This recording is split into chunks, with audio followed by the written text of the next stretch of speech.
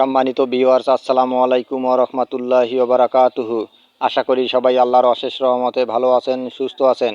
এই চ্যানেল আর একটি নতুন গুরুত্বপূর্ণ ভিডিওতে আপনাদের সবাইকে স্বাগতম। আজকে আলোচনা করব এনটিআরসি এর স্বচ্ছ নিয়োগেও সৎ শিক্ষকের মহাসংকট। বিস্তারিত থাকছে ভিডিওতে। এই ভিডিওটি দেখার আগে যারা এই চ্যানেলে একদম নতুন তারা অবশ্যই চ্যানেলটি সাবস্ক্রাইব করে পাশে থাকা বেল আইকনটি প্রেস করে দিন।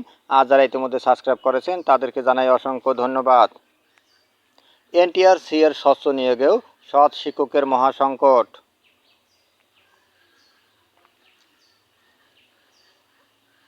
ঘুষ ও মামা চাচাকে ধরাধরি ছাড়াই এন্ট্রি লেভেলের সহকারী শিক্ষক, প্রভাষক, মৌলভী শিক্ষক পদে নিয়োগ হচ্ছে। এসব শিক্ষক বাছাই করে দিচ্ছে বেসরকারি শিক্ষক নিবন্ধন ও প্রত্যয়ন কর্তৃপক্ষ এনটিআরসিএ। স্বচ্ছতার সঙ্গে গ্রাজুয়েট শিক্ষক নিয়োগের এই চর্চা দেশ ও জাতির জন্য নিঃসন্দেহে অসীম আশা জাগা নিয়ে। কিন্তু এই অসীম আশার গুড়েবালি পড়েছে স্বচ্ছ পদ্ধতিতে নিয়োগপ্রাপ্তদের অস্বচ্ছ মানসিকতা ও অনিয়ম চর্চায়। আশা করা হয়েছিল স্বচ্ছতার আনুকূল্য পাওয়া শিক্ষকরা কাজেও স্বচ্ছ থাকবেন, মানসিকভাবেও তুলনামূলক সৎ থেকে শ্রেণীকক্ষে পাঠদানে মনোযোগী থাকবেন। কিন্তু সে প্রত্যাশা বড় ধরনের হোঁচট খেয়েছে নবনিযুক্ত কিছু শিক্ষকের কর্মকাণ্ডে। 2015 খ্রিস্টাব্দের অক্টোবরে এন্ট্রি লেভেলের শিক্ষক পদে প্রার্থী বাছাইয়ের একক দায়িত্ব পায় এনটিআরসিএ। যত সামান্য বিসিএস পরীক্ষার আদলে প্রিলিমিনারি, লিখিত ও মৌখিক পরীক্ষা শেষে চূড়ান্ত বাছাই করা প্রার্থীদের। এতে ঘুষ কিংবা প্রশ্ন ফাঁসের কোনো অভিযোগ নেই। নতুন পদ্ধতিতে অদ্যাবধি 1,20,000-এর মতো শিক্ষক নিয়োগ হয়েছে। নিম্ন মাধ্যমিক থেকে ডিগ্রি পর্যায় পর্যন্ত 30,000-এর বেশি এমপিওভুক্ত স্কুল, কলেজ, কারিগরি ও মাদ্রাসায় মোট শিক্ষক সংখ্যা 4 লাখ ছুঁই। এর মধ্যে সরাসরি এনটিআরসি বাছাইকৃত ও নিয়োগকৃত এন্ট্রি লেভেলের শিক্ষক 1,20,000। বাদ বাকিরা পুরনো অর্থাৎ সরাসরি বেসরকারি ম্যানেজিং কমিটি কর্তৃক নেওয়া পরীক্ষার মাধ্যমে নিয়োগকৃত। কিন্তু এনটিআরসি বাছাইকৃত শিক্ষকের একটা বড় অংশের মানসিক ও অর্থনৈতিক মানের বাজারে ঘি ও সয়াবিনের দামে ঘ্রাণে ও চরিত্রে অনাকাঙ্ক্ষিতভাবে দারুণ সাজুজ্য। দৈনিক আমাদের বার্তার দীর্ঘ অনুসন্ধানে এমন আশাহত চিত্র উঠে এসেছে,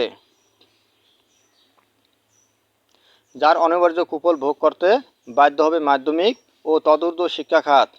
এর মাসুল হিসাবে পাবলিক পরীক্ষায় নিজ নিজ শিক্ষার্থীকে পাশের শিক্ষা প্রতিষ্ঠানে পাঠানোর ধারা অব্যাহত রাখতে হবে। আর ভোগান্তি পোহাতে হবে নিজ নিজ বাড়ি থেকে দূরের এসএসসি ও এইচএসসি পরীক্ষার কেন্দ্রে পৌঁছাতে ভয়ঙ্কর অভিজ্ঞতার মধ্য দিয়ে যেতে হবে।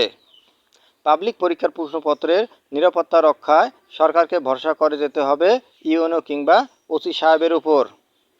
নৈতিকতা বিবর্জিত এসব শিক্ষকের কারণে মাসুল গুনে যেতে হবে টাকার বিনিময়ে প্রশ্ন ফাঁসে শিক্ষকের জড়িত থাকার ঘটনাসমূহে। সর্বশেষ এইচএসসি পরীক্ষার প্রশ্নে ছবি তোলা এক শিক্ষকের 3 মাসের কারাদণ্ড হয়েছে।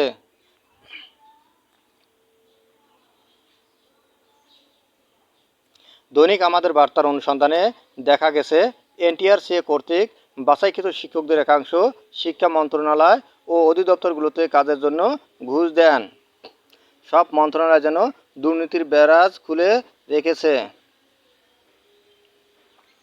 দুর্নীতি দমন কমিশন চেয়ারম্যান মঈনুদ্দিন আবদুল্লাহর সাম্প্রতিক মন্তব্যকে সত্য প্রমাণে চাল ডাল মন্ত্রণালয়ের সঙ্গে শিক্ষা মন্ত্রণালয় যুক্ত মনে হতে পারে। এমন অভিযোগের সত্যতা প্রমাণে যেন মরিয়া শিক্ষকদের একাংশ। অনুসন্ধানে উঠে এসেছে এক শ্রেণীর শিক্ষক নিজেদের স্বার্থ হাসিলের জন্য শিক্ষামন্ত্রীর নামেও অপপ্রচার করতে পিছুপা হন না। তাদের নিজেদের পছন্দের বাইরে শিক্ষামন্ত্রী বা শিক্ষা প্রশাসনের কেউ কোনো সুপারিশ করলে, উপদেশ বা পদক্ষেপ নিলে ফেসবুক বিভিন্ন মাধ্যমে সভ্যতা বিবর্জিত মন্তব্য করতেও সবসময় সক্রিয়। শিক্ষকদের করা মন্তব্য দেখলে বোঝার উপায় নেই যে তারা সমাজের সবচেয়ে সম্মানিত অংশের প্রতিনিধি। শ্রেণীকক্ষেও স্কুলের বাইরে লাখ লাখ শিক্ষার্থীর কাছে মহান শিক্ষক। বেসরকারি শিক্ষকতার এমন চিত্রের খবরে বর্ষিয়ান শিক্ষাবিদরা হতাশ।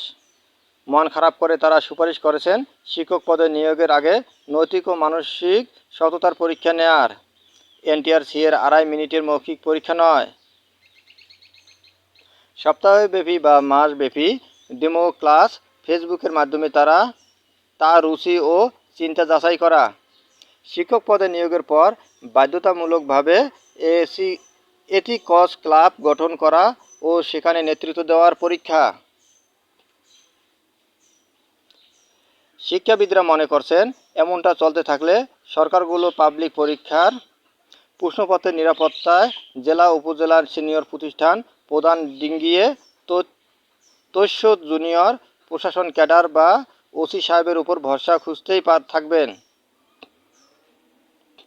বর্ষিয়ান শিক্ষক নেতা অধ্যাপক মোহাম্মদ মাজহারুল হান্নান বলেন, এমনটা হওয়ার কথা ছিল না, কারণ এনটিআরসি কর্তৃক বাছাইকৃত ও সরাসরি নিয়োগের জন্য সুপারিশকৃতদের মনোবল তুলনামূলক চাঙ্গা থাকার কথা। যেহেতু তারা চাকরি জীবনে শুরুতে ম্যানেজিং কমিটিকে লাখ লাখ টাকা দিয়ে নিয়োগ পরীক্ষার আগে রাতে প্রশ্ন পেয়ে যাননি, কাউকে ধরাধরি করতে হয়নি, ঘুষ ছাড়াই তারা মহান পেশায় ঢোকার সুযোগ পেয়েছেন, সুতরাং তারা এমনটা করবেন। দৈনিক আমাদের বার্তার পক্ষ থেকে গত 14 মাস ধরে শিক্ষকদের একটা গ্রুপকে ভেতর ও বাইরে থেকে ফলো করে পাওয়া যায় মানসিক ও আর্থিক অসততার ডজন ডজন উদাহরণ। একটা গ্রুপের নেতা কত টাকা ঘুষ দিয়ে সচিবালয়ে পাস জোগাড় করেন, একটা আবেদন জমা দেওয়া, ফাইল উপরে উঠানো, সুপারিশ করানো ও সিদ্ধান্তের কপি শিক্ষা মন্ত্রণালয়ের ওয়েবসাইটে আপলোড করানো অবধি কোনো কর্মচারী ও কর্মকর্তাকে কি দিলেন তার মোটামুটি একটা চিত্র পাওয়া গেছে। আবার গ্রুপে নোটিশের মাধ্যমে টাকা পয়সা তোলা ও খরচ নিয়ে নিজেদের মধ্যে বিবাদের তথ্য পাওয়া গেছে।